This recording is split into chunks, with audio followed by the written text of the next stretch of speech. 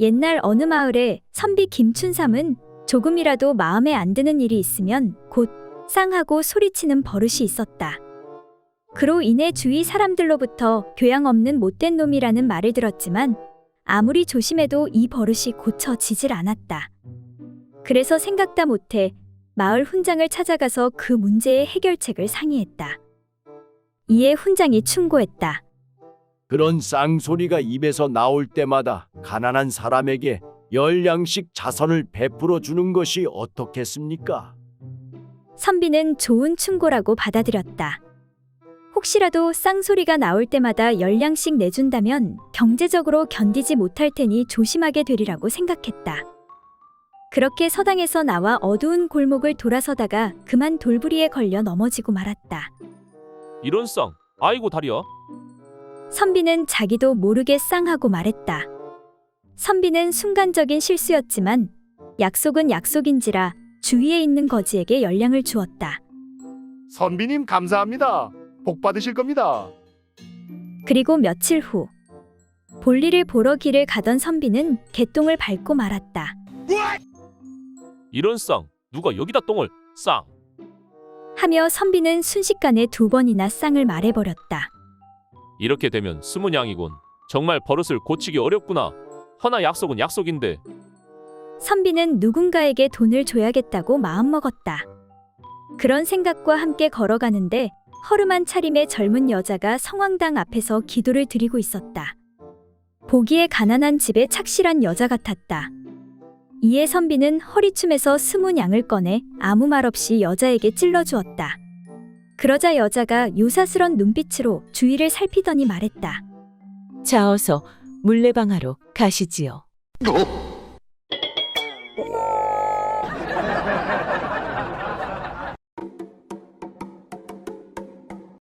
옛날 어느 집에서 7살 먹은 어린 처녀를 맏며느리로 맞아들였다.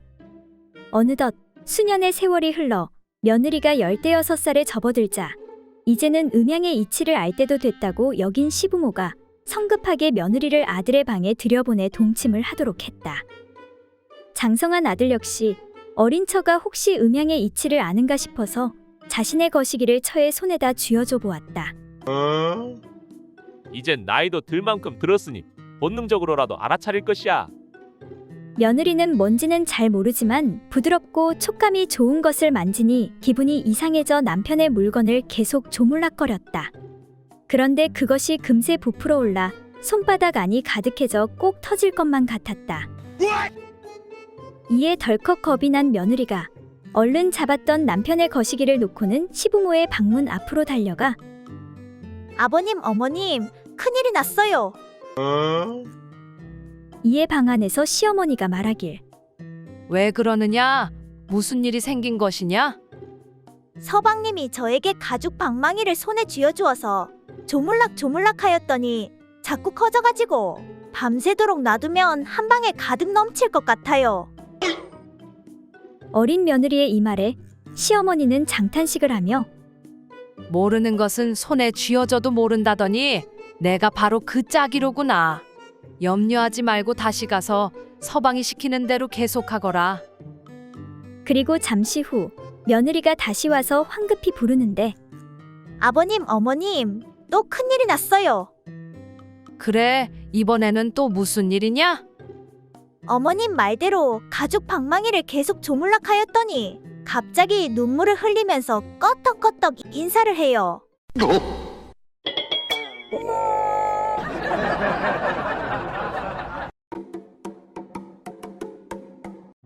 옛날 어느 마을에 건망증이 매우 심한 사또가 있었다. 이 사또는 오랫동안 일을 거들은 아랫사람들의 이름은 알고 있었지만 몇 년 안 된 사람의 이름은 기억하지 못하였다. 아니, 저 친구 이름이 뭐였지? 어이 자네, 어이 김가야, 이 사람아. 네, 사또 부르셨습니까? 자네가 김가 아니었나? 왜 대답이 없는 게냐? 예, 소인의 성은 홍가에 이름은 삼식입니다, 사또. 아 그래, 홍삼식이. 자네가 여기서 일한 지가 얼마나 되었지? 한 2년 되었습니다. 그렇구나. 내 다음번에는 꼭 기억하도록 하겠네. 아이고, 갈수록 기억력이 떨어져서 큰일이네. 이에 사또는 매일 이름을 잊어버리는 것이 민망하여 깊이 생각한 끝에 한 가지 계책을 마련하였다. 곧 종이에 홍합을 그려놓고 그것을 보면서 아랫사람의 성씨가 홍씨임을 기억하는 것이었다. 그리고 며칠 후 사또는 친구들을 불러 식사를 하던 중 급히 할 일이 있어 아랫사람을 찾는데 이보거라. 거기 밖에 누구 없느냐? 이리 좀 와보거라. 이때 홍가가 나타나는데 예, 부르셨습니까? 응, 그래. 근데 저 친구 성씨가 뭐였지? 사또는 또 기억을 못하면 섭섭해할 것이라 생각해 종이를 꺼내 그림을 봐도 도무지 기억이 나지 않는 것이었다. 아니, 내가 이걸 왜 그렸지? 이 친구 성이 뭐였지? 그런데 사또가 그림을 다시 보니 마치 여자의 그것처럼 보이는 것이 아닌가. 이에 무릎을 탁 치며 그래, 보가야. 자네 성씨가 보가가 맞지? 아니옵니다, 사또. 소인의 성은 보가가 아니옵니다. 이때 옆에 있던 친구가 이런 무식한 양반아, 세상에 보가가 어디 있나? 자네 머리는 젊을 때나 지금이나 똑같군. 나 역시 그림을 보니 딱 하나 생각나는 게 있는데, 하며 말하길 그럼 자네 성씨가 옥가가 아닌가? 소인의 성은 옥가가 아니옵니다. 이에 다른 친구가 말하길 이런 멍청한 친구들 같으니라고 먹물개나 먹은 양반들이 왜 그러는가? 내가 그림을 보니까 딱 그걸 놓고 들락날락 하고 싶은 생각밖에 안 드는데 그러니 자네 성씨가 박가가 아닌가?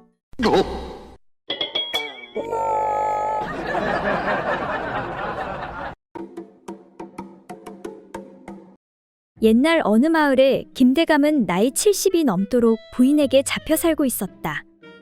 그런데 최근 들어 부인이 눕게 되자 여종 말자와 몰래 정을 통하며 말자에게 푹 빠져 정신이 없는데 말자야, 내가 네 덕에 이제야 인생의 행복을 알게 되었구나. 근데 왜 이리 갈수록 예뻐지는 것이냐? 너 때문에 아주 못 살겠네. 못 살아? 아이 참, 대감마님이 못 살면 어떡하나요? 내가 못 살게 괴롭혀 주세요. 허허, 그거야 내 전문이지. 오늘 밤에도 안방으로 건너오거라. 그런데 주인마님이 우리 사이를 눈치챈 것 같아 너무 무섭습니다. 걱정 말거라. 자리에 누워 오늘 내일 하는데 무슨 걱정이냐? 할멈만 떠나면 네가 이제 안방을 차지하거라. 감사합니다. 대감마님 최고. 그리고 잠시 후 아픈 몸을 이끌고 부인이 나와 아니 이놈의 영감탱이가 내가 아직 두 눈 시퍼렇게 뜨고 있는데 여종과 내 집에서 아주 지지고 볶고 잘하는 짓이오. 허, 사내 대장부가 어찌 한 여인만 품고 산단 말이오. 박대감은 첩이 셋이나 있는데 내 50년 넘게 당신에게 잡혀 산 걸 생각하면 아직도 화가 안 풀리오. 아이고 그게 그리 억울하셨어. 쫄딱 망한 몰락한 양반이 누구 때문에 이렇게 먹고 사는데 고마운 줄도 모르고 그것도 자랑이라고 큰 소리를 쳐. 그래 어디 두고 보십시다. 내 죽어서도 관뚜껑 열고 흙을 파고 나와서 대감하고 그 기집년을 영원히 괴롭힐 것이요. 그리고 몇 주 후 대감의 부인은 세상을 떠나게 되었다. 아니, 대감마님, 주인마님이 떠나셨는데 왜 잔치를 여십니까? 화가 나 저승에서 다시 돌아오시겠습니다. 살아생전 늘 관뚜껑 열고 나와서 대감마님을 괴롭힌다고 하지 않으셨습니까?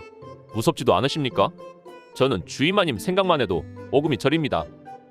허, 걱정 말거라. 내 그럴 줄 알고 관의 못질을 단단히 해두었으니 걱정할 것 없다. 그래도 주인마님 힘이 장사가 아니십니까? 그깟 나무 관 부서뜨리는 것은 일도 아닐 텐데. 허, 이놈 참 겁은 많아가지고 걱정 말래도 내 그럴 줄 알고 관을 뒤집어 묻었단다. 그런데 대감마님, 주인마님께서는 늘 옆으로 돌아서 주무시지 않으셨습니까? 아차, 큰일이구나. 이걸 어쩌지? 그건 그렇고 그걸 내 놈이 어떻게 알았느냐? 그렇게 두 사람은 몇 달을 공포에 떨며 잠을 이루지 못하였다고 한다.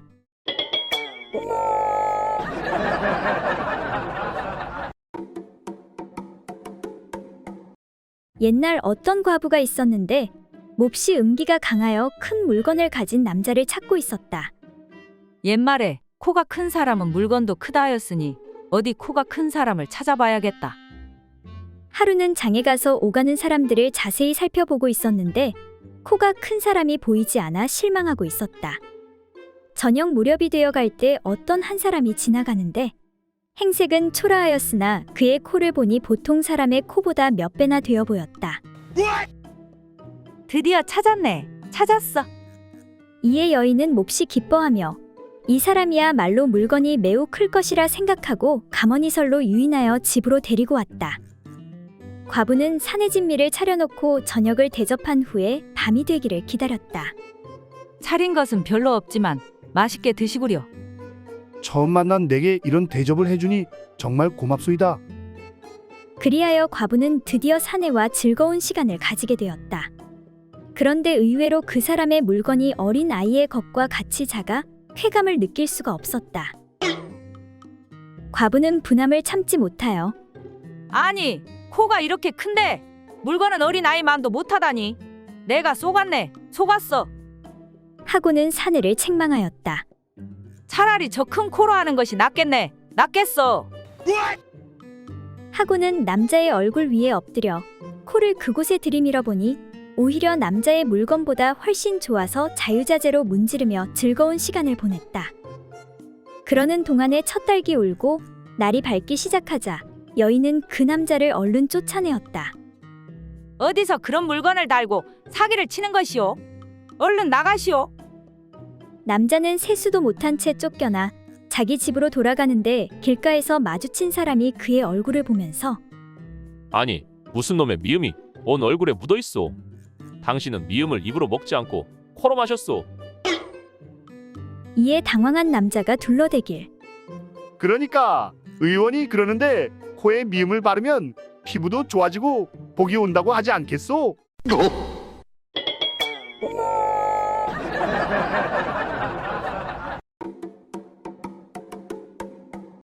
옛날 어느 마을에 한 노처녀가 우물에서 물을 길어 물동이를 이고 막 돌아서는데 마침 갓 혼인의 새 신부가 된 친구가 물을 기르러 왔다. 신부를 본 노처녀는 물동이를 인 채 첫날 밤 얘기를 들려달라고 졸랐다. 맹수가 첫날 밤 이야기 좀 해주렴. 이에 신부는 생긋이 웃으면서 첫날 밤의 경험을 얘기했다.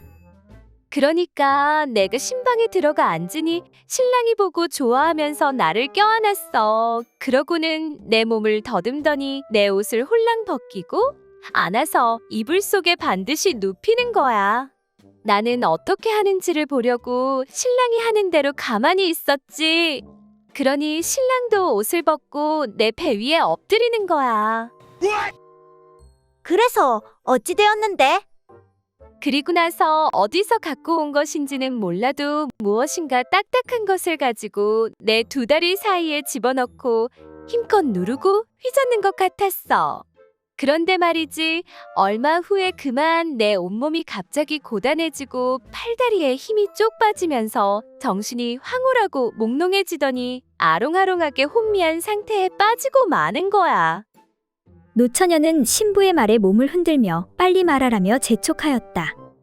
그래서 어찌 되었는데 계속 얘기해봐. 그런 다음에 어떻게 된 것인지는 모르겠는데 저절로 목에서 탄식 소리 같은 것이 나오더니 나는 무슨 애원하는 것 같은 외마디 소리를 계속 질러댔어.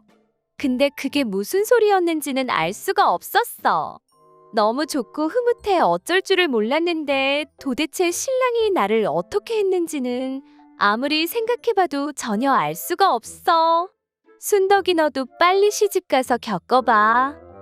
신부가 이와 같이 설명을 하자 얘기를 다 들은 노처녀 순덕이는 흥분을 진정하지 못하고 몸을 떨며 팔에 힘을 잔뜩 주어 물동이 꼭지를 힘껏 잡아당기며 응, 그래. 그렇게 좋았단 말이지. 하며 발을 구르자 머리에 이고 있던 물동이가 와장창 깨지면서 몸에 한 동이의 물을 다 뒤집어 쓰고 말았다. 이를 본 신부가 다시 말하길.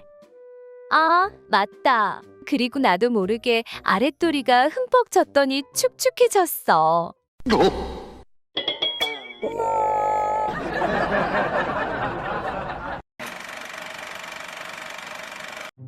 옛날 어느 마을에 학식이면 학식, 재력이면 재력, 모든 면에서 완벽한 선비가 있었다. 그런데 그 선비에게는 남들에게 말할 수 없는 한 가지 고민이 있었는데 그것은 바로 소중이가 너무 작다는 것이었다. 선비는 용한 의원을 찾아다니며 좋다는 약은 다 먹어보았지만 소용이 없었다. 그래서 선비는 마을에서 가장 용하다는 무당을 찾아갔고 무당은 방법을 이야기해 주었다. 밤 12시에 뒷산 약수터에 가면 도깨비가 나타나는데 그 도깨비에게서 좋아 라는 말을 들으면 소중이가 커질 수 있어. 그래서 선비는 무당의 말대로 밤 12시에 약수터에 갔는데 과연 도깨비가 나타났다. 선비는 도깨비가 좋아한다는 술을 내밀며 도깨비님, 부디 이 술을 드십시오. 라고 말하니 도깨비는 기뻐하며 좋아. 라고 하며 술을 받고는 사라져버렸다. 다음날 선비는 무당의 말이 사실인지 소중이를 확인해 보았다. 그런데 세상이 정말로 소중이가 커진 것이었다. 선비는 뛸 듯이 기뻤다. 하지만 선비의 소중이는 워낙 작았기 때문에 평균 사이즈가 되려면 한 번 더 도깨비를 만나야 될 것 같았다. 그래서 다음날 밤 12시 선비는 다시 도깨비를 찾아갔다. 선비는 도깨비가 좋아하는 메밀묵을 내밀며 도깨비님, 부디 이 메밀묵을 드십시오. 라고 말하였다. 도깨비는 기뻐하며 좋아. 라고 하며 메밀묵을 받고는 사라져버렸다. 이제 선비는 웬만큼 만족할 만한 사이즈의 소중이를 갖게 되었다. 하지만 일생 동안 소중이로 너무 큰 스트레스를 받아왔기 때문에 선비는 마지막으로 한 번 더 도깨비를 만나보기로 하였다. 이번에는 도깨비가 좋아한다는 돼지고기를 준비해 도깨비에게 내밀었다. 도깨비님, 부디 이 돼지고기를 드십시오. 그러자 도깨비가 말했다. 좋아. 아주 좋아. 짱 좋아. 대박 좋아. 난 돼지고기를 가장 좋아한단 말이야. 그리고 다음날 선비는 안타깝게도 세상을 떠나고 말았다. 들리는 소문에 의하면 선비는 큰 뱀에게 깔려 죽었다고 한다.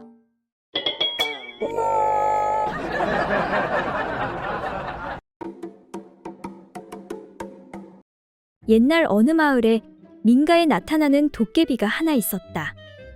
이 도깨비는 비가 오는 밤에 집안에 촛불을 켜두고 혼자 있는 사람에게 나타나 겁을 주어 벌벌 떨게 하였는데 겁만 주었지 사람을 해치지는 않았다. 그러던 어느 날 비가 오기 시작하자 도깨비가 마을로 내려왔는데 촛불이 켜진 한 집이 있는 것이 아닌가. 옳거니 오늘은 오랜만에 장난을 치고 갈 수 있겠구나. 도깨비는 방 안으로 들어가 크게 소리치며 말하길. 어흥 이놈 오랜만에 인간을 잡아먹을 수 있겠구나. 하지만 방 안에 있던 남자는 놀라지 않고 멍하니 먼 곳만 응시하고 있었다. 이에 도깨비는 다시 한번 이 녀석 아주 맛있겠구나. 살과 뼈를 발라서 맛있게 요리해 먹어주마. 도깨비는 다시 인간이 놀라지 않자 실망한 표정으로 너는 내가 무섭지도 아니하냐? 그러자 사내는 술 한 잔을 따라 마시며 왜 안 무섭겠습니까? 그런데 인생을 살다 보니 더 무서운 게 있더라고요. 그러자 도깨비가 궁금해하며 나보다 더 무서운 게 도대체 뭐냐? 저는 평범한 농사꾼인데 어느 날 밭일을 하다가 금덩이를 발견했지 뭡니까? 이제 팔자 고친다고 좋아라 했는데 글쎄 욕심 많은 사또가 그 소문을 듣고는 내가 금덩이를 훔친 거라며 그것을 뺏어가고 거기다 곤장까지 맞았습니다. 너무 억울하지만 나 같은 평민은 사또가 무서워 어찌할 수가 없지 않겠습니까? 세상이 무섭고 돈이 무섭고 권력이 더 무서운 것을 알았는데 어찌 도깨비가 무섭겠습니까? 하니 도깨비가 그러면 내가 못된 사또 놈을 없애고 금덩이를 찾아오면 내가 제일 무섭겠군. 도깨비는 그 길로 사또를 찾아가 혼을 내주고 금덩이를 찾아주었다. 어떠냐 이놈아? 이젠 내가 제일 무섭지? 남자는 그제서야 벌벌 떠는 척 무릎을 꿇고 두 손으로 싹싹 빌며 네, 세상에서 도깨비님이 제일 무섭습니다. 그제서야 도깨비는 체면이 좀 선 듯 으스대며 돌아갔다. 그리고 또 어느 날 추적추적 비가 오는 밤 지난번에 그 사내가 불을 켜고 앉아 있는 게 아닌가. 또 다시 나타난 도깨비가 아니, 이놈 저번에 내가 제일 무섭다고 하더니 이번에 또 겁도 없이 불을 켜고 술을 마시고 있는 이유가 무엇이냐? 거짓말을 한 것이냐? 이놈 간덩이가 부었구나. 그게 아니라 도깨비님, 또 도깨비님보다 더 무서운 게 생겨 이렇게 울며 술을 마시고 있습니다. 그러니 그걸 좀 제발 없애 주십시오. 하니 도깨비가 아니, 나보다 더 무서운 게 또 있다니 어디 한번 말해보거라. 지난번에 고생고생해서 도깨비님이 금덩이를 찾아왔더니 글쎄 마누라가 금덩이를 가져가서는 돈을 펑펑 써제끼는데 내 금덩이인데 나는 만지지도 못하게 하고 너무 억울하고 분해 눈물까지 나지만 마누라가 무서워 어찌할 수가 없으니 마누라 좀 없애 주십시오. 그래. 그래도 같이 산 정이 있는데 없애는 것은 좀 그렇지 않느냐? 설마 도깨비님도 마누라가 무서운 건 아니시지요? 이놈 감히 이 도깨비님이 마누라 따위를 무서워하겠느냐? 나를 뭘로 보고? 하며 잠시 생각하더니 나한테 좋은 묘책이 있는데 이렇게 하는 것이 어떻겠느냐? 네, 그것이 무엇이옵니까? 내 마누라랑 네 마누라를 바꾸는 것이 어떻겠냐? 그렇게 사내와 도깨비 모두 마누라에게 먼지나게 얻어맞았다고 한다.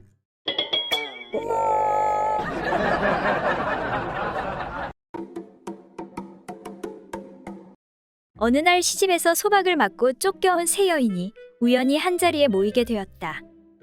그녀들은 별일도 아닌 것으로 쫓겨났다면서 서로 억울함을 호소하였다. 먼저 한 여인이 이렇게 말했다. 난 정말 아무것도 아닌 일로 쫓겨났다니까. 아니 글쎄 한 번은 시어머니가 한밤중에 자기가 피우던 담뱃대를 털어오라고 하기에 그것을 털려고 바깥으로 나갔지. 그런데 마침 둥그런 돌이 보이기에 그 돌에다 대고 담뱃대를 털었는데 그것이 글쎄 돌멩이가 아니라 달빛에 비친 시아버지의 대머리일 줄 누가 알았겠소. 그래서 그 일로 인해 쫓겨나게 되었다니까. 그러자 다른 여인이 말을 이어받았다. 아니 시아버지 머리통을 돌로 알고 그곳에다 담뱃대를 털어 상처를 냈으니 쫓겨날 만도 하네 그려. 거기에 비한다면 나는 정말로 억울하다니까. 나는 시어머니께서 화로에 불을 담아 오라고 하기에 화로를 들고 나간다는 것이 그만 요강을 잘못 들고 나가서 거기에다 불을 담았다가 쫓겨났거든. 세상에 불이야 또 피우면 그만인 것을 그런 이유로 쫓아낼 건 또 뭐냐고. 난 정말 억울하다니까. 그 말을 들은 마지막 세 번째 여인이 말했다. 요강을 화로로 알고 불을 담았으니 정말로 바보짓을 했구먼 그려. 거기에 비하면 나는 기껏 좋은 일을 하고서도 쫓겨났으니 정말 너무 억울하다니까. 하루는 우리 집 머슴 칠복이가 너무 추워하는 거야. 마님, 너무 춥습니다요. 그래서 불쌍하다는 생각이 들어서 칠복이의 손을 내 가슴에다 가만히 넣어서 살살 녹여준 것 그것뿐이었다니까. 그런데 그것이 화근이 되었지. 좋은 일을 하고도 쫓겨나다니 정말 어이가 없다니까.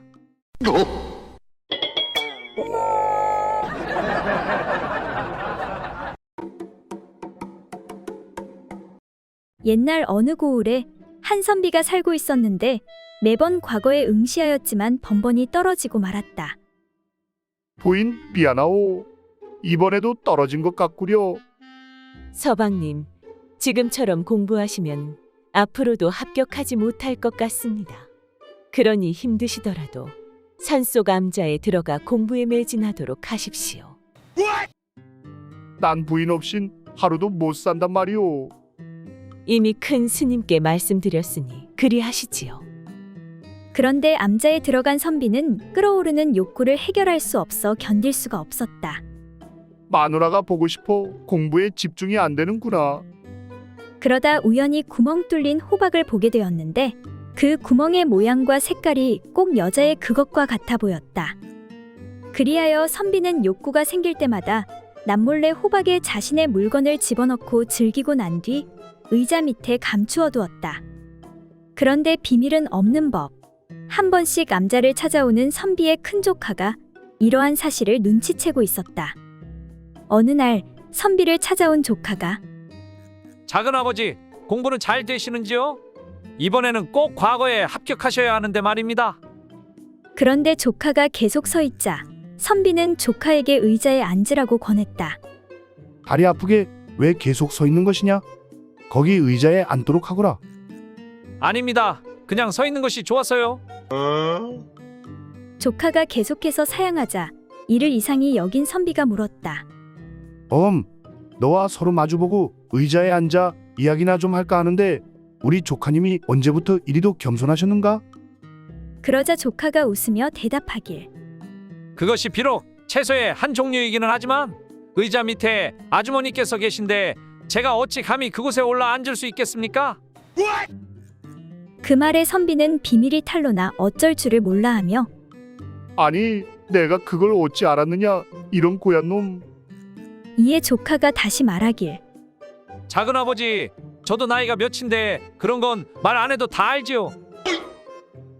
그리고 사실 잘은 모르시겠지만 우리 매형이 오이가 아닙니까?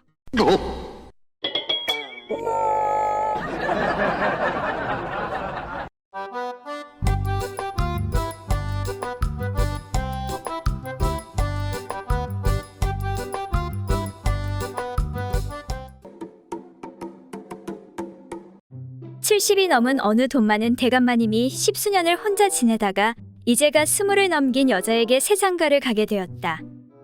대감은 몇 달간이나 밤이면 밤마다 힘이 닿는 대로 노력하였지만 아무런 소식이 없었다.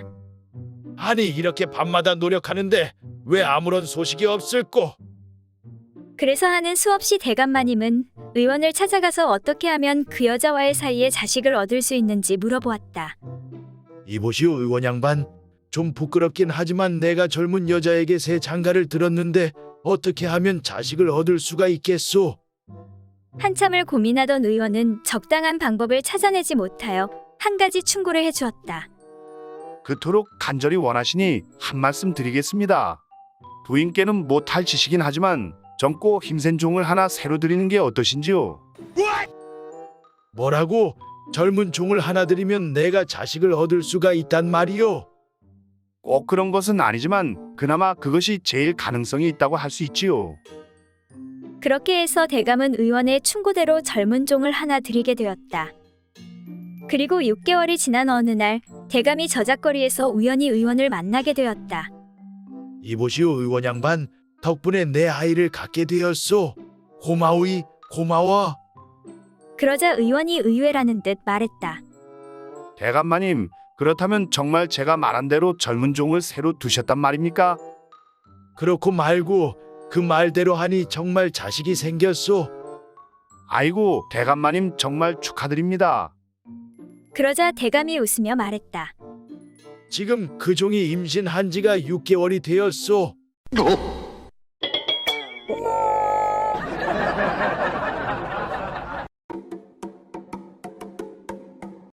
옛날 어느 마을에 호라비 달구는 하루하루 외로운 나날을 보내고 있었다. 그러다 친구 만드기를 만나는데 이봐, 만드기, 그 과부 서량댁 알지 않는가? 나 그 여인이 마음에 드는데 어쩌지? 이 사람아, 포기해. 서방 잃고 남자 보기를 돌같이 한다는 소문이 있어. 자네가 어떻게 해볼 여인이 아니야. 지조 있어서 남정네랑 말도 안 섞는다는 여자야. 거참 빵댕이가 토실토실하니 딱 내 스타일인데 자네가 좀 도와주면 될 것 같은데 어떻게 도와줄 수 없겠나? 자네 잔머리 하나는 알아주지 않는가? 잘 되면 내가 술고하게 사겠네. 그렇다면 어떻게 하면 좋을까? 그럼 이렇게 해보면 어떨까? 만드기는 달구에게 자신의 계획을 이야기하는데 정말 그게 될까? 안 되면 어쩔 수 없고 되면 좋지 뭐. 그리고 며칠 후 계시오? 안 계시오? 무슨 일로 이런 일은 시간에 오셨소? 아, 그게 오늘 밭을 갈아야 하는데 소를 좀 빌릴 수 있을까 해서 왔소. 소 말이요? 갑자기 그렇게 빌려달라고 하면 좀 곤란하오. 뭐 때문에 그러시오? 그때 방문이 열리면서 사람이 나오는데 어이, 그건 안 되지. 오늘 우리도 밭을 갈아엎어야 하는데 소를 빌려줄 수가 없으니 다른 집으로 가시게. 아니 달구 이 사람아, 자네가 어찌 그 방에서 나오는가? 내가 내 집 방 안에서 나오지 그럼 어디에서 나오겠는가? 남의 집일 참견하지 말고 그만 썩 물러가시게. 아니 세상에 둘이 그렇고 그런 사이였구만. 빨리 가서 마을 사람들한테 소문 내야겠네. 이 모습을 본 과부는 나쁘끄럽고 당황스러워서 아무 말 못하고 있는데 아니, 이게 무슨 짓이오? 왜 그런 거짓을 꾸미는 게요? 이복의 서량댁, 우리네 한평생은 바람에 날리는 먼지와 연약한 풀잎 같은 거라네. 그대가 아직 젊은 나이에 무엇 때문에 혼자 이 고생을 하면서 살 것인가? 이쯤 되면 마을에 소문이 다 퍼져서 어쩔 수 없다네. 피차 우리 둘 다 외로운 팔자니 함께 해보는 게 어떻겠는가? 이에 과부는 크게 탄식하며 눈물을 흘리고는 달구를 받아들이기로 했다. 그 후 몇 달 후 아니 이복의 달구, 자네 얼굴이 왜 그 모양인가? 이복의 만드기 나 좀 살려주시게. 자네 머리가 좋으니 좀 도와주시게. 아니 무엇 때문에 그러는가? 우리 부인 그러니까 서량이 그 여자가 옥녀도 보통 옥녀가 아니라네. 왜 전 남편이 그리 일찍 갔는지 이제야 알았다네.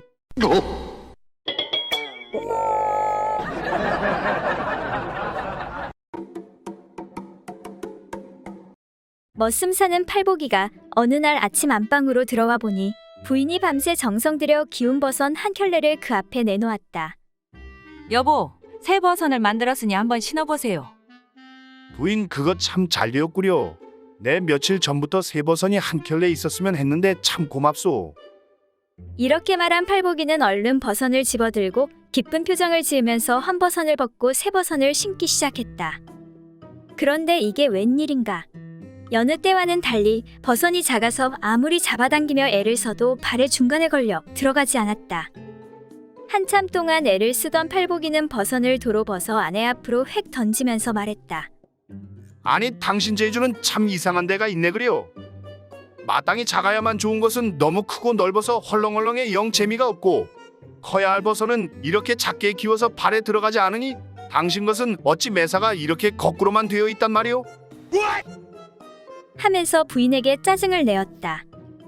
이에 부인도 마주친 눈을 살짝 흘기면서 인상을 쓰고 큰 소리로 대꾸했다. 아니, 당신 보면 뭐 모두 좋은 줄 아시오. 크지 않아도 될 발만 쓸데없이 커져서 같은 치수로 기운 버선이 왜 들어가지 않는단 말이오. 그리고 마땅히 커져야만 좋은 물건은 아무리 만지고 만져 키우려고 했어도 커지지 않으니 정말 이상하지 않습니까? 당신도 이렇게 매사에 거꾸로이니 난들 어쩌겠소? 뭐라고? 당신 말 다 했소? 그렇게 부부는 서로 옥신각신하더니 결국에는 약속이나 한 듯 서로 껴안고 뒹굴며 화해하고 말았다.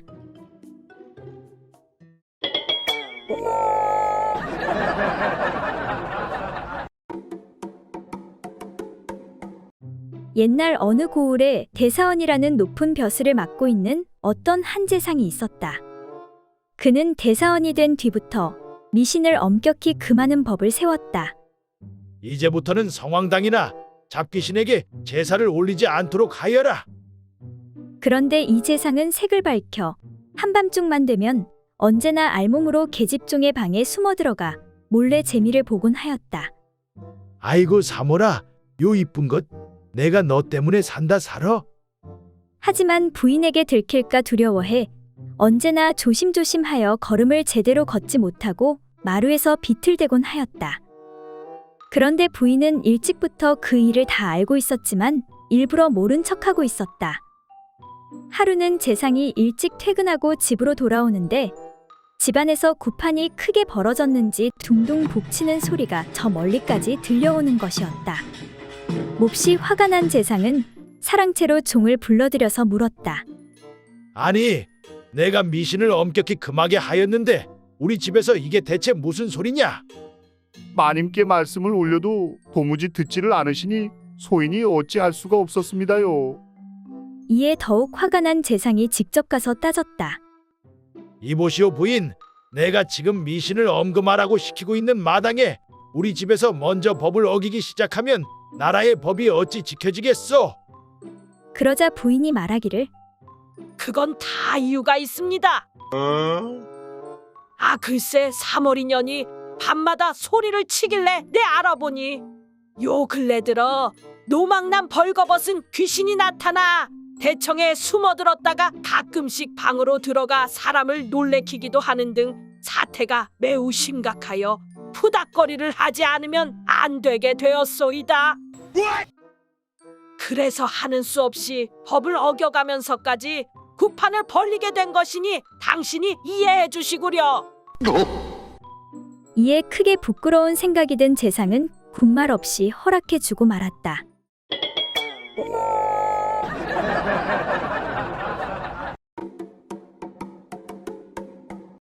옛날 어느 마을에 어떤 부부가 살고 있었는데 남편이 색을 무척 밝혔다. 여보, 나왔소? 어서 작은 방으로 들어오시구려.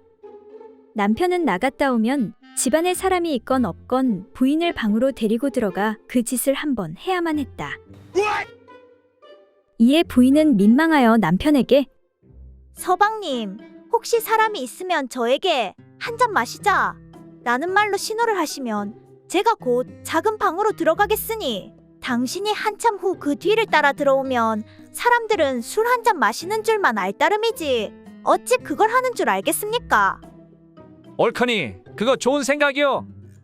하고 그로부터 그걸 하고 싶으면 한 잔 마시는 것으로 약속하였다.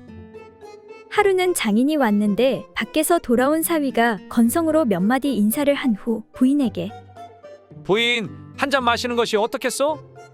하고는 방으로 들어가니 부인이 곧 따라 들어가는 것이었다. 상을 다 차리면 나를 부르겠지.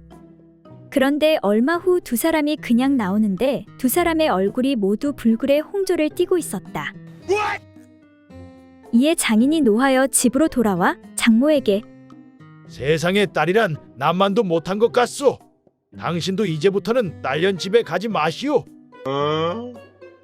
이에 장모가 궁금해 물으니 아니, 무슨 까닭이요? 내가 술을 좋아하는 건 딸년도 잘 알고 있는데 술을 작은 방에다 담궈 놓고 저희 내외만 들어가 마시면서 나에게는 한 잔도 권하지 않으니 세상 천하에 어찌 이리 몰인정한 딸 자식이 있겠소. 그러니 이제 절대로 딸네 집에 가지 마시오. 이 말을 들은 장모가 남편이 없는 틈을 타 딸네 집에 살짝 가서 딸에게 말하기를 너희 아버지가 크게 노하셨다. 아버지가 무엇 때문에 노하셨어요? 저번 날 내 아버지가 왔을 때 너희 내외가 작은 방에 들어가서 너희들끼리만 술을 마시고 아버님께는 한 잔도 권하지 않았다고 크게 노하고 계신다. 이 어리석은 거사, 아무리 서방이 좋아도 눈치껏 해야지. 이에 딸이 말하길 아버지는 잘 알지 못하셔서 그래요. 본래 그 일은 여차여차해서 그렇게 된 것이지 실제는 술이 없었어요. 만일 술이 있었더라면 어찌 드리지 않고 기다리게 했겠습니까? 이 일을 아버지께 잘 말씀드려서 노여움을 풀게 해주세요. 하고 말하니 장모가 집으로 돌아와서 장인에게 말했다. 내 오늘 딸네 집에 갔다가 전번 일의 자초지종을 알아가지고 왔지요. 일이 여차여차해서 그리 되었을 뿐 실제로는 술이 없었다고 합디다. 하니 그 말을 들은 장인이 내 미처 그걸 몰랐군. 딸내 부부의 방법이 실로 묘하니 나도 지금 한 잔 마시는 게 어떠하오? 하자 장모가 자리를 폈고 일이 끝난 후에 장모가 영감, 한 잔 더 하시지요. 당신 술 좋아하잖아요. 허허, 아니요. 늙은 탓에 이제는 한 잔 술에도 크게 취하는구려.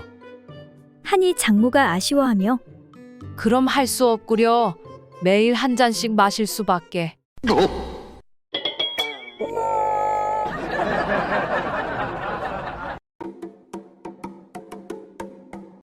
옛날 어느 햇살 좋은 날 정자나무 밑에 가난한 세 친구가 모여 자신들의 기구한 팔자를 탓하며 각자의 소원이 무엇인지 서로 물었다.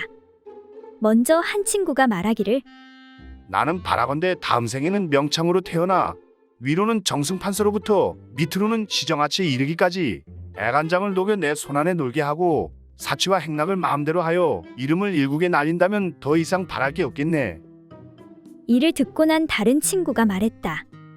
나는 후생에 바라기를 솔개가 되어 푸른 하늘을 높이 날며 사방을 유람하고 혹시 명가에 예쁜 여종이 고기 광주리를 이고 오는 것을 보면 가볍게 날아 내려가서는 그 고기를 가로채어 다시 높이 날고 싶소. 그러면 그 예쁜 여종이 크게 놀라 어머니를 부르다가 나를 우러러보면서 웃기도 하고 울기도 하는 것을 본다면 얼마나 통쾌하겠는가. 그러자 마지막 남은 사내가 말하였다. 나는 후생에 돼지 새끼가 되고자 한다네. 라고 하자 이 말에 두 사람이 궁금해하며 아니 도대체 무슨 그런 소원이 다 있는 것이오? 이건 정말 별다른 소원이오. 그 이유가 무엇인가? 하고 다른 친구가 묻자 그가 답하기를 돼지 새끼는 태어난 지 불과 대여섯 달이면 충분히 색을 알게 되기 때문에 그것이 나의 소원인 것이오. 난 그게 너무 부럽소. 난 이 나이 먹도록 장가를 못 가. 총각딱지를 못 대고 있으니 돼지로 태어나는 것이 소원이오. 만약 돼지로 태어나게 된다면 한평생 원 없이 할 수 있지 않겠소. 하고 말하니 함께 듣고 있던 친구들이 크게 웃으며 이에 한 사람이 말하길 그런데 이 친구야, 돼지의 육질은 생후 대여섯 달이 가장 좋으니 어쩌면 해보지도 못하고 삼겹살이 될지도 모르겠네.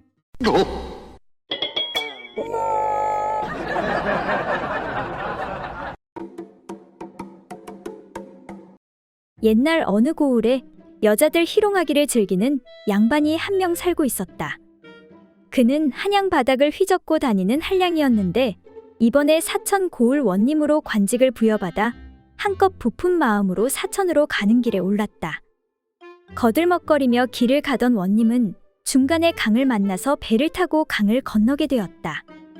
마침 저기 뱃사공이 있구먼.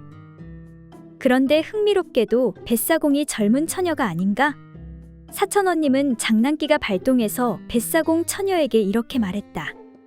여보게, 사공, 내가 자네 배 위에 올라타니 기분이 아주 좋구만 그래. 이에 여인의 얼굴이 빨개지며 결혼한 여자에게 그게 무슨 무례한 말씀입니까? 사천원님은 개의치 않고 실실 웃으며 한마디 더했다. 그렇소. 그럼 미안하오. 그러면 남편의 성은 무엇인고? 백서방이라 하옵니다. 모시라. 이런 백서방을 모시려면 고생이 많겠군. 하나도 힘든데 100명이라니 말이야. 그러자 화가 난 여인이 되물었다. 그러는 댁은 뭐 하는 분이신지요? 나는 이번에 부임한 사천고을 원이라네. 그렇습니까? 그런데 원님 댁의 마님도 참으로 안 됐습니다. 아니, 그건 왜? 나야 백서방뿐이지만 1, 2천도 아닌 사천 언님을 모시려면 그 고생이 오죽하겠습니까? 그러자 사천원은 말문이 탁 막히고 말았다. 이거 참 정말 만만치 않은 여인네군. 마침 배가 건너편에 이르러 사천원이 배에서 내리자 여인이 소리쳤다. 잘 가거라, 시끄러운 아들아. 아니, 아들이라니 그게 무슨 소리요? 내 배에서 나갔으니 내 아들이 아니겠소? 사천원은 다시 말문이 꽉 막힌 채 혀를 내두르며 이야, 이거 시골 여인네가 보통이 아니구나. 이에 사천원이 웃으며 여인에게 말했다. 그렇다면 어머니, 부탁이 하나 있습니다. 그래, 말해보거라. 어머니, 아들인데 뱃삭슨 다시 돌려주십시오.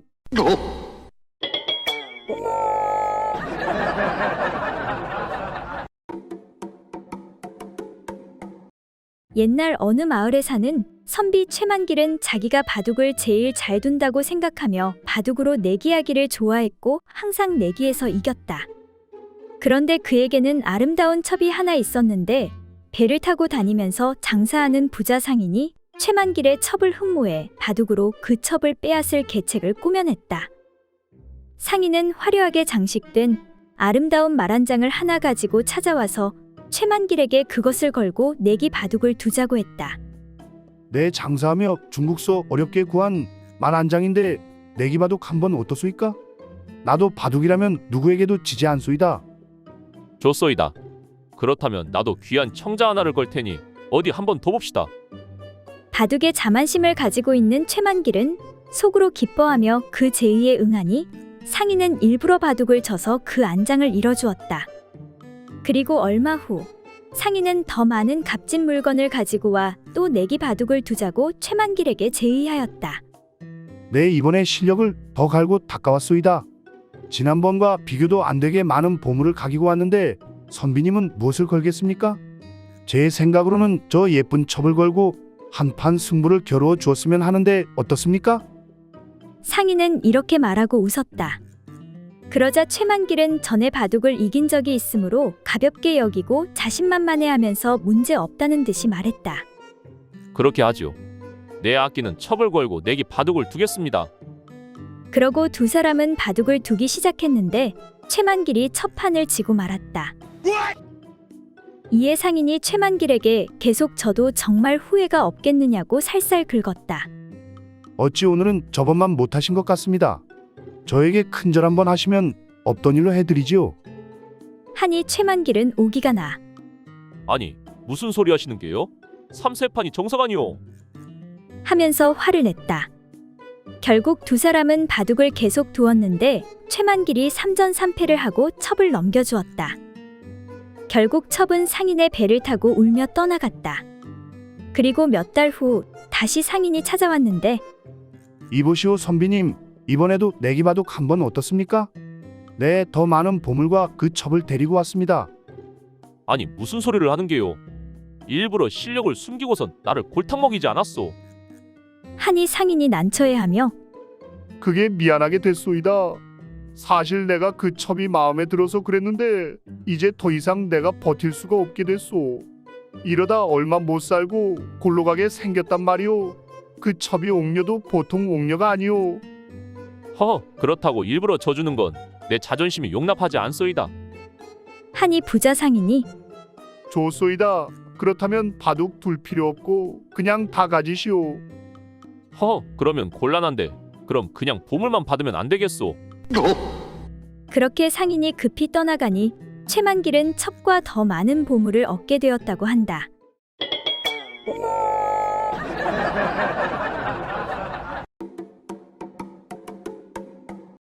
옛날 어느 마을에 자칭 세상 모든 진리를 깨달았다는 최법사가 살고 있었다. 그러던 어느 날 마을 여인 춘자가 최법사를 찾아와 자신의 죄를 고하는데 저기 법사님 드릴 말씀이 있습니다. 그래, 보살님 한번 말씀해 보시지요. 제가 서방 잃고 홀로 산 지 몇 년 되니 어찌나 외로운지 그만 목욕하는 돌쇠의 은밀한 곳을 훔쳐봤습니다. 그 죄책감에 견딜 수가 없는데 이 죄를 씻고 싶은데 어떻게 해야 하나요? 그럴 수도 있지. 저기 부엌에 있는 대야에 귀한 정수를 담아 놓았습니다. 그러니 거기에 두 눈을 씻으면 죄가 말끔히 사라질 것입니다. 네 법사님, 알겠습니다. 그때 마을의 다른 여인 금자가 법사에게 다가오는데 저기 법사님 드릴 말씀이 있습니다. 그래, 보살님 말씀해 보시지요. 저도 서방 잃고 홀로 산 지 몇 년 되니 너무 외로워 돌쇠가 우통까고 장작을 패던 모습에 혹해 참지 못하고 돌쇠를 뒤에서 껴안고 말았습니다. 그렇다면 보살님도 저기 여인이 있는 부엌에가 대야에 담긴 귀한 정수에 두 손을 씻도록 하십시오. 그러면 죄가 말끔히 사라질 것입니다. 네, 알겠습니다. 그런데 시간이 지나도 두 여인이 나오지 않자 궁금해진 법사가 부엌에 가보니 두 여인이 다투고 있는 것이 아닌가. 아니, 왜들 그렇게 싸우고 있는 것이오? 그게 말입니다, 법사님. 제가 두 손을 씻으러 가니 글쎄 인연이 이 귀한 정수의 방댕이를 씻고 있지 뭡니까? 그러니 이렇게 더러워진 정수에 어찌 제 손을 씻을 수가 있겠습니까? 그래서 싸우고 있던 중입니다. 눈을 씻으랬는데 어찌하여 방댕이를 씻은 것이오? 네 법사님, 사실은 돌쇠의 은밀한 부분만 본 것이 아니고 돌쇠와 분가분가를 하였습니다. 사실대로 말씀드리지 못해 죄송합니다. 처음부터 사실대로 말할 것이지. 법사님, 그럼 저의 죄는 어찌 씻나요? 다른 정수는 없습니까? 정수는 하루에 한 번밖에 쓸 수 없습니다. 그러니 내일 다시 오면 되니 염려 마시구려. 이에 춘자가 죄스러운 마음에 그러면 법사님, 이 더러워진 정수는 버리고 대야를 깨끗이 씻고 나서 돌아가도록 하겠습니다. 하니 깜짝 놀란 법사가 아니요, 됐소. 날도 어두워지고 위험하니 그냥들 돌아가시오. 네, 좀 이따 저녁도 지어야 하고 따로 쓸 때가 있어서. 그렇게 법사가 정수를 어디에 어떻게 썼는지 아무도 모른다고 한다.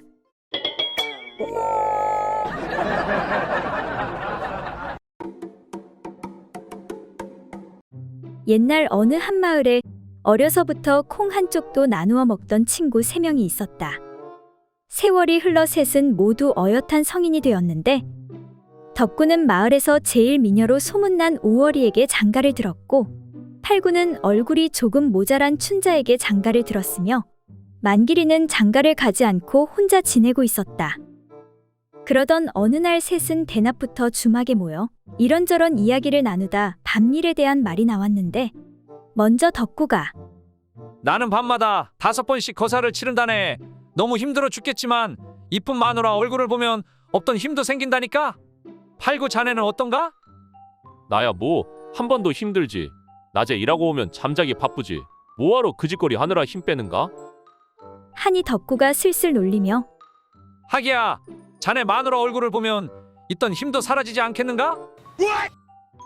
아니 뭐라고? 자네 말 다 했는가? 미안하네, 미안해. 내 농담으로 해본 말일세. 허. 이 친구 벌써 취했군. 취했어. 그건 그렇고 덕구 자넨 옛날부터 나한테 글 공부나 씨름이나 뭐든 상대도 안 되었는데 장가 하나 잘 갔다고 유세 떠는구먼. 나도 자네 마누라라면 5번이 아니라 10번도 할 수 있네. 아니 뭐라고? 자네 말 다 했는가? 두 사람의 감정이 격해지자 만길이가 나서는데 왜들 일어나? 오랜만에 친구들끼리 모여 한잔하는데 그깟 밤일이 뭐라고? 5번이면 어떻고 1번이면 어떤가? 나는 아직 장가도 못 갔는데 둘 다 참으시게. 하니 두 친구 모두 마음을 가라앉히는데 이봐 팔구, 미안하네. 내가 말이 좀 지나쳤네. 아닐세. 나도 미안하게 되었네. 화가 나 말이 혼나왔어.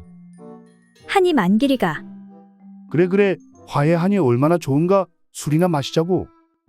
하며 팔구에게 말하길 이쁜 여자는 다 얼굴값 하니까 너무 부러워할 필요도 없다네. 그리고 사실 밤기술은 자네 부인 춘자가 오월이보다 훨씬 낫다네. 그렇게 만길이는 두 친구에게 떡이 되도록 얻어터진 다음 마을에서 쫓겨났다고 한다.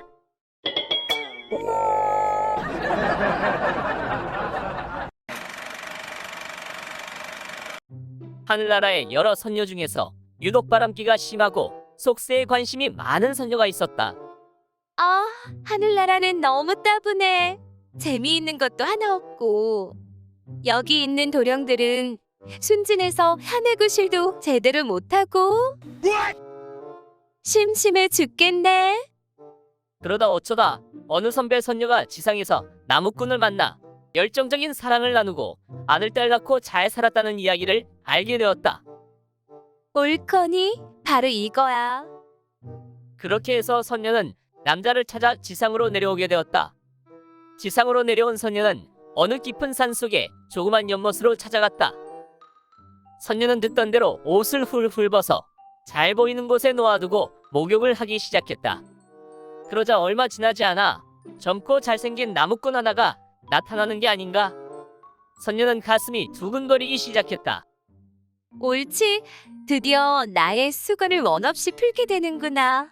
저 잘생긴 나무꾼이 틀림없이 내 옷을 훔쳐가겠지? 하지만 이상하게도 나무꾼은 도끼로 나무를 패다가 선녀가 있는 쪽을 슬쩍 한번 바라보더니 다시 도끼로 나무만 패는 것이었다. 뭐야? 아직 날 못 본 거야? 이상하게 생각한 선녀는 좀 더 나무꾼 근처로 자리를 옮기고 다시 기다렸다. 하지만 나무꾼은 선녀를 본 채 만취하고 계속해서 나무만 패는 것이었다. 아니, 도대체 왜 안 오는 거야? 기다리다 못한 선녀는 할 수 없이 옷을 주워 입고 나와서 나무꾼에게 다가가 항의했다. 이봐요, 나무꾼 씨. 소문 못 들었어요? 난 하늘에서 내려온 선녀인데 도대체 왜 날개 옷을 감추지 않는 거예요? 그러자 나무꾼은 당황하며 말했다. 저는 여기 금도끼 준다는 신령님 소문 듣고 왔는데 혹시 못 보셨어요?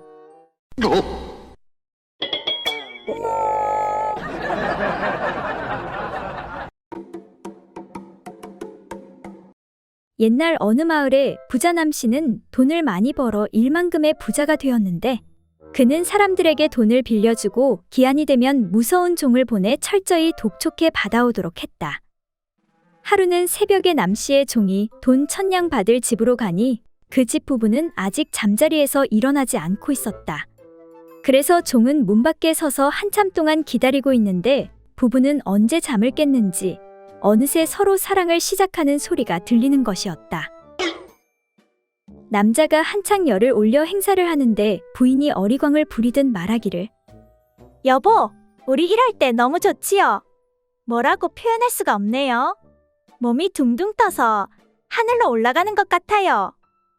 부인의 말에 남편은 한숨을 내쉬며 힘없이 말했다. 당신은 그렇게도 좋소? 그렇다면 다행이요. 나는 오늘 큰 걱정이 있어. 별로 좋은 줄을 모르겠소. 여보, 평소에는 그렇게 좋아하시더니 오늘은 이상하네요. 왜 좋지 않다고 하나요? 이에 남편은 힘없는 목소리로 오늘이 남씨 영감집에서 1000냥 빚을 받으러 오는 날인데 아직 돈이 마련되지 않았으니 그 무서운 종에게 시달릴 일을 생각하니 너무나 걱정이 되어서 하나도 좋은 줄 모르겠소. 이 소리를 들은 종은 그만 빚독촉을 할 생각을 하지 않고 그냥 집으로 돌아왔다. 그리고 주인에게 그 부부의 얘기를 들려주면서 아뢰기를 나으리, 소인 비록 종놈이지만 그런 정황에서 아무리 인정사정 모르는 막된 놈이라고 할지라도 어떻게 들어가서 돈을 내놓으라고 빚 독촉을 할 수 있겠습니까? 그래서 그냥 돌아와 버렸습니다. 용서해 주십시오. 종의 이야기를 들은 남씨는 무릎을 치며 한탄한 후에 한참 동안 하늘을 쳐다보고 있다가 말하기를 대저 남녀가 사랑을 나누는 것은 인간 최고의 기쁨이거늘 내 어찌 돈 때문에 여인들의 그 즐거워하는 행복을 빼앗을 수 있겠는가? 여인들이 하늘 품으면 온유월에도 서리가 내린다 했는데 내 그동안 여인들의 원망을 많이 샀도다. 여봐라, 이제 가서 모두에게 이르기를 잠자리를 할 때마다 50냥씩 빚을 없애줄 테니 마음껏 즐기라고 알리거라. 그리고 한 달 후 빚진 마을 사내들이 몰려왔는데 나으리, 잘못했습니다. 제발 살려주십시오. 마누라 때문에 제 명에 못 살 것 같습니다요. 나으리, 제발 그냥 빚 갚게 해주십시오.